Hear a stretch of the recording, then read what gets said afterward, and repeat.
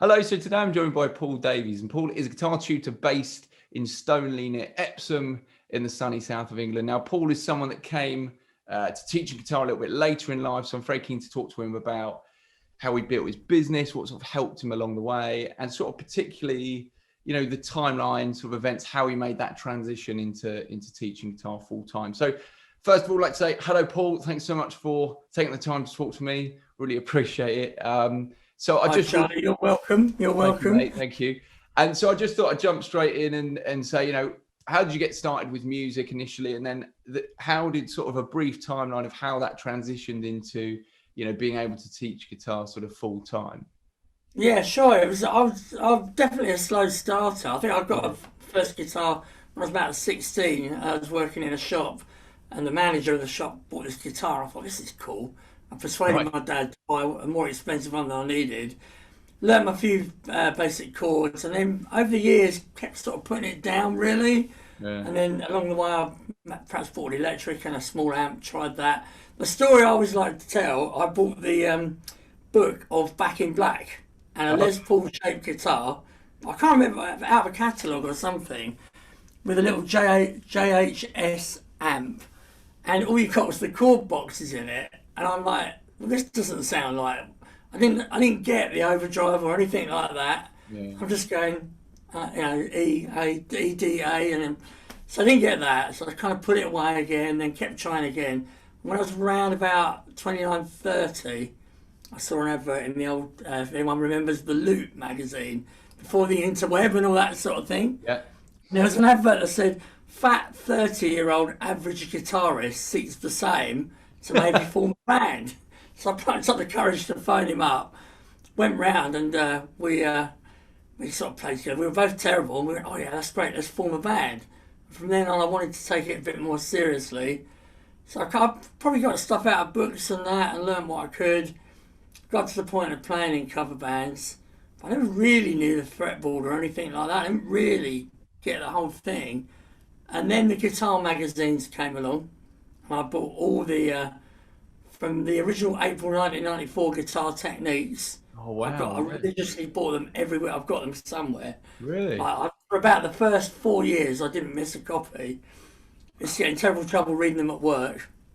And then, obviously, the RGT thing came up in one of the adverts, like the grades.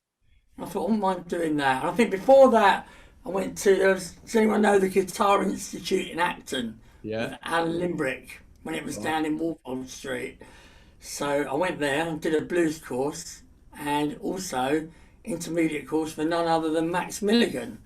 Right. And I thought it was this mind-blowing teacher, and to my great regret, I've lost the original folder I had of all that stuff. But he put me on the intermediate course, and some of it went over my head. But every now and again I used to go back to it. And then fast forward to, when was this? Early 2000s, I decided I'm going to try and get these grades. Oh, yeah. So Okay. I went down the electric guitar route, the original RGT electric guitar course. Right. And I went to someone, and I've got to be honest, I was underwhelmed by the setup. I was in someone's bedroom. There was one amp between two, bit of washing and that everywhere. Okay.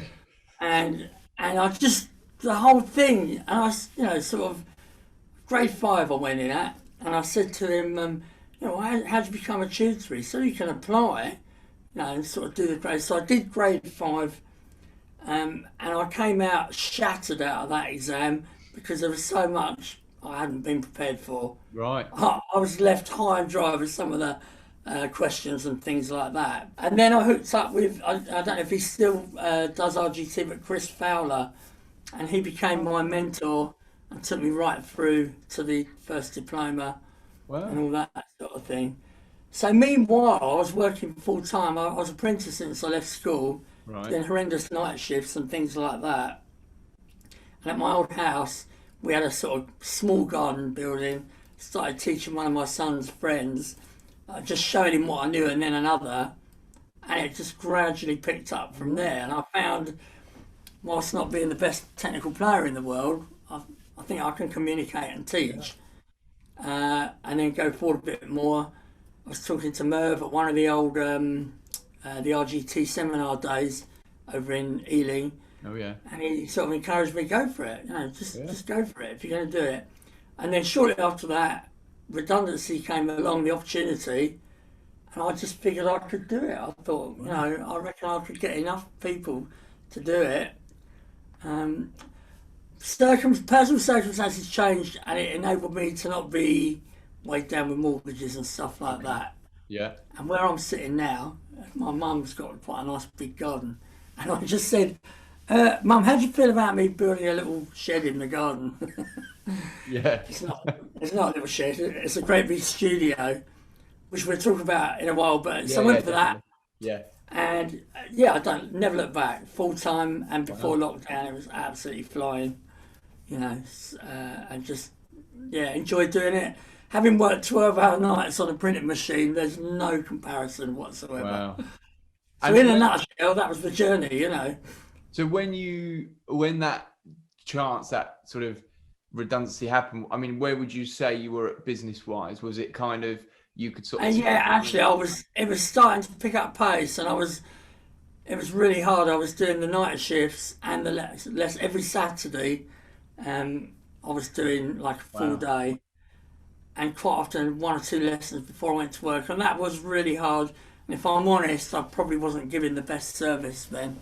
Right. Plus, as I'm sure any of the teachers out there would agree, you kind of learn as you go along with the whole teaching thing. I think how to teach is, what you know and what you know how to play. So then learn how to get that across and things like that. I think that's a learning process in itself, Did you, what would you say sort of, advertising, word of mouth, or advertising, that's a good question. Yeah.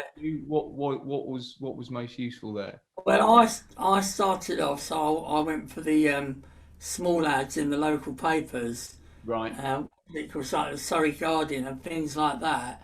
And I'd say they're quite expensive. And you probably don't get the best return back out of that, but I didn't really know how else to go about that. There was a publication around at the time called Parents News, that they would leave in all the leisure centres, swimming centres and things like that. And I bought some really expensive adverts in there. Right. I only picked up a few. But one of the early people that I picked up, bit by bit, their whole family started coming along. Right. And then their friends, and then the word of mouth thing got going a little bit. It's usually the way, isn't it? Word of mouth seems to always have that.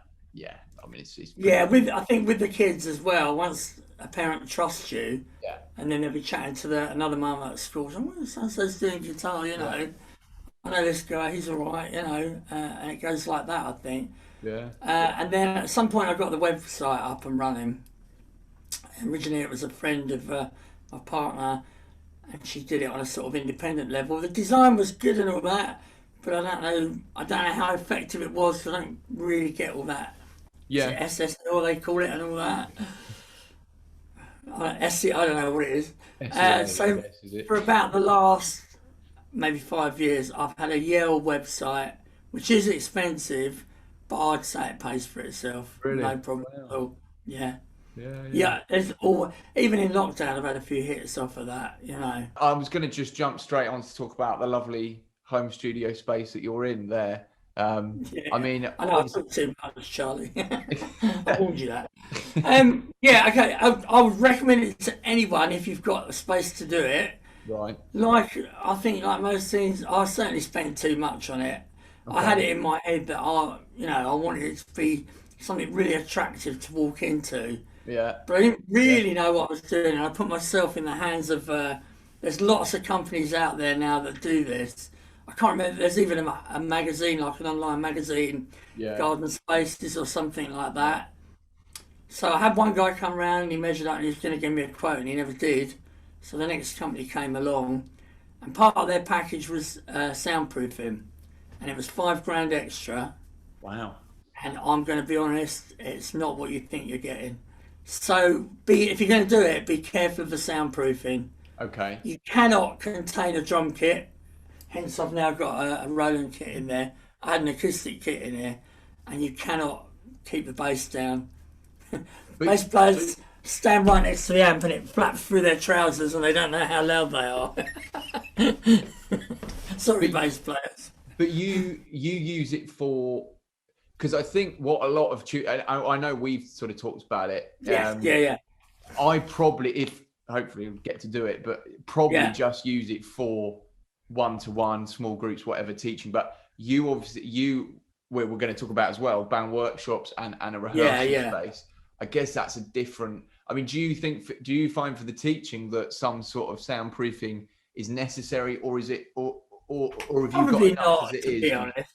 Probably not, because you guys, probably most of you are doing it in a room in the house and that anyway. Yeah. It's not really a problem, is it? The noise, you know. I think people like being able to play at a reasonable volume in here. So what you can't see there, I've got a desk and 2 studio monitors there, and then various amps around, and I let people play at a reasonable volume. That's okay if you've got just like mid-range guitar, you can play quite loud. I don't think that upsets anybody. But the drums were definitely an issue, and yes. I used it. I wanted to make extra income by using it as a band rehearsal studio in the evenings as well. So I thought it was going to be perfect for that with the soundproofing. Because I remember Vic Hyland doing what do you call it, a lecture at one of those RGT days. Oh yeah. And he was saying about diversifying. You know, teaching. There's your core, but have something there and something there, like a workshop. A songwriting thing, you know, to help the income, so you're not just down that one road. And I was doing all right. There was 2 or 3 bands a week coming in, but there was an issue with the noise, and one of the neighbours in particular is, you know, to this day is probably still not happy with it. And I have to be really careful who I let in here. Okay. Actually, if anyone's got any ideas, I'm thinking about trying an in-ear monitor set up so they can play whatever they want, but I'm not sure it's that straightforward to do, and it looks quite expensive as well. But if anyone's got any tips on that, I'll be glad to hear it. Okay. Other than that, it's really well built. It's a superb space, very versatile, can move stuff around and all that. And the big thing you must put in is some kind of climate control. You must put that in. Okay. It's too hot in the summer and it's too cold in the winter. If you're out of the house, you would definitely regret not putting that in. Okay, that's really good. Yeah, good to know. Again, just tips we can sort of pass on, because I think it's, well, obviously the whole working from home thing, but also just like you said, what a difference it's made to your business having that space. Huge. You said it was, you know, it was a bit of a game changer, I suppose. So absolutely. The first impression is always, especially if you're talking about beginners or people that just want to get a little bit more serious, they think, oh, this is the real deal, you know. And as you know yourself, then before lockdown, RGT let me become an exam centre as well, because I also converted a scruffy old garage down the garden there into a waiting room. And I know you've done exams in here, and the examiners all thought it was a good space to work in, you know. So that was another little, you know, I was just trying to find as many strings to the bow as possible. Great. And then, as you've alluded to, the workshops, that was just an idea about the second year in, coming up to the summer holidays, and I had just the right mix of kids at the time, and I said, let's do a summer band workshop. And I had about 6 kids. Some could barely play their first chord, and by the end of the week, we had them playing 3 songs to their parents. And I'll never forget the parents' face. One little girl jumped on the drum kit and we just got her going with that. And they played Long Way to the Top by AC/DC. Oh, wow. God, cool. And the parents were like, this is so good. And they went on to do a few more things, actually, before they sort of outgrew me. But what, with regard to those, I mean, what's the format? Is it just, so, you know, summer workshops, if you like, you do it over 5 days and you've got, you know, they learn a song and then they perform at the end of the week or 2 weeks, or how do you do it? I'm not going to let myself hit down if I say I make it up as I go along. When I get the idea to do it, I'll put out an email to all the people I think might be interested, get an expression of wish, and then do like an itinerary. And with kids, summer holiday, that's got to be a morning meeting. Let's talk about what we're going to do. first rehearsal, snack break, first go out recording a song or something like that. Just honestly make it up as go along. Okay. Bit of playtime in the garden. I'm lucky there's a garden here as well. And as long as it's sunny, you get them, let off a bit of steam out there. Just do it in small chunks. Yeah. I think I've done it over 5 days. I think I've done it over 3 and 4. You know, it varies as I go along. And then if it's adult workshops in the evening, they're quite easy because I'm sure most of you have got people that come to you that their kind of dream in their head is to play in a band setup. So if you get, say, three guitarists, perhaps even 4, you can just about get away with. Someone on bass. Always struggle to find a drummer. Always, because I don't teach drums. So I usually end up trying to do that myself, or I'm not a good drummer. Or maybe get a mate in or something like that. Yeah, okay. Then you've got your cost to consider because you're going to have to pay him something, you know. I always lay on a bit of food and drink, and it's always a waste of money. Really? If people are here for a 4-hour evening session and they get here nervous as hell, they're not interested. Maybe a beer to settle the nerves, but they're not. I just do it every time. I promise to put nibbles out, and it just goes to waste. I must stop doing that. So yeah, but I've got. Go on. No, I was just going to say about the adults, because that, I mean, essentially you could run that. That's not limited to sort of school holidays. You can run that. You can do that whenever. In the evening. And do you tend to do those sort of throughout the year, just depending on demand and Yeah, just demand. Say just 3 or 4 times a year because you can't do it too often. And you know, you can charge quite a lot for it. You don't have to hold back. People will pay a decent whack for a 4-hour session in here. And if you've got a desk that you can run it into and a bit of recording software, record a souvenir of the evening. Yeah. And you know, try and mix it so you've got one there, one there, one there, one there. And of course, they all want to just hear themselves playing, you know. The worst thing is I end up doing all the singing and I feel sorry for them with that. But you can never find anyone confident enough to sing as well. Yeah. So they have to put up with me doing that. But that's because you've got your again, another advantage of this space, which is really interesting that you're leveraging it and using it in as many ways very as much possible. And I think the workshops thing I think is fantastic. And you know, Yeah. I think a lot of people look at hiring studios and stuff, and Which I've done. Have you done that? I've done that. I haven't, but I mean, I suppose it depends on the studio. But how did you find that comparatively? I guess not as good as Okay, so the first time I did it, I found a cheap church hall. Oh, okay. And I got loads of people came to that one, plus a proper drummer who I paid, and a really good guitarist, my friend's son, who kind of mentored people and all that. I think I even had a bass mentor. I really went for that. Right. I probably lost money on it, and the acoustics were absolutely abominable in there. Sure, Like echo, like cavernous, you know. And the racket was unholy, but people loved it. And the point is, and the same as doing it here, as a lost leader, you might not make money on the event, but you've got people coming every week to learn their song to do at the event. And that's how you do it, I think. And how did you, with something like that, are you just using current students and kind of, did you advertise specifically for that? Was it just like an email to students saying, do you want to? Just to my own students, I did actually. I might have tried putting out a wider ad, but I don't remember getting any takers on that. Okay. Yeah. But some, you know, there's a couple of guys that came along to those first ones, and it hooked them in for years because they were like, "Oh, I really want to do that," you know. Even though it sort of terrifies people. What they don't know is I am way more terrified than them for the whole day because I've got no idea if it's going to work or not, and it's a little bit stressful doing it, you know. Of course, I'm sure it is. Yeah. I think, God, I hope this works. You know, I've had ones where people pulled out at the last minute and left me really light on numbers, and that's hard. That's because another if thing, these people can only play a couple of songs, and you're trying to last that over 4 hours, that is quite hard. Yeah, that is difficult. Okay, well that's brilliant. Well, speaking of things sort of starting off again, obviously it's been a challenging year. I mean. You can, I mean, so a couple of things. I mean, obviously adapting to online lessons hasn't been easy for everyone. As an aside to that, have you found anything from this whole sort of the pandemic, the sort of hidden advantages of sort of working more online? Is there anything that's come up that you found students that you wouldn't have otherwise? Is there anything you've found that's come good from teaching online? If I'm honest, for me personally, no, I haven't enjoyed Mm. the whole experience. Yeah. There's one guy, I think I would have picked him up anyway because he was somebody's son who lives in North London. So Right. that was always only going to be Zoom.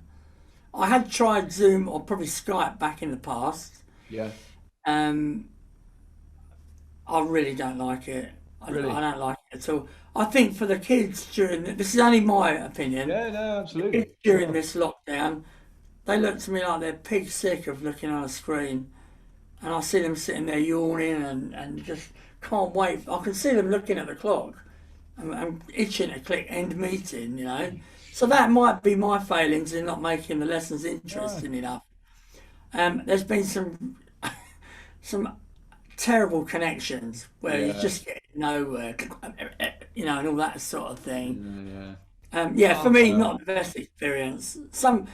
I've tried to keep in touch with as many people as possible. I've sent little videos out, just, you know, try this, that sort of thing.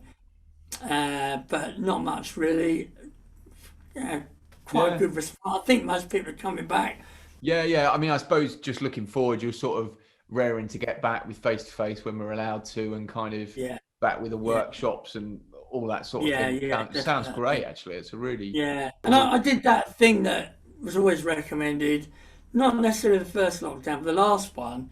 I emptied the studio out and really tidied it up again and made it. Because, you know, as you work in somewhere, and there's books here and books there and bits of paper, and I thought, God, this is a mess, you know, I can never find anything.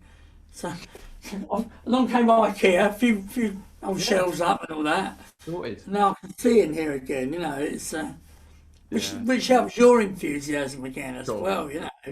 You think, oh, this is a really cool space, you know, come on, let's get on with it. Well, look, I mean, that's kind of where we got to, Paul. I mean, I think, you know, it's really great to hear, just for other tutors, like obviously the home studio is a massive thing. I think, and I think a lot of people are at that point, you know, sort of find themselves at the point where that's what they want. And from what you said, it sounds like it's been such a boost. So that's brilliant. And you know, also just hearing about your sort of career change and how you just went for it, I think a lot of people it can definitely be done, you know. Really pleased to hear about that, and really, you know, I think it's a really positive thing. So, and I did certainly suffer from that imposter syndrome thing. Right, interesting. I definitely worried about that a lot at first, you know. Yeah, I think. But actually, Mervyn people said to me, he said, "Do people come back to you?" I said, "Yeah, some guy's been coming back for 2-3 years." He said, "Well, you must be doing something right," and you must be, mustn't you? Quite right. Yeah. You know, it's good money that people are spending.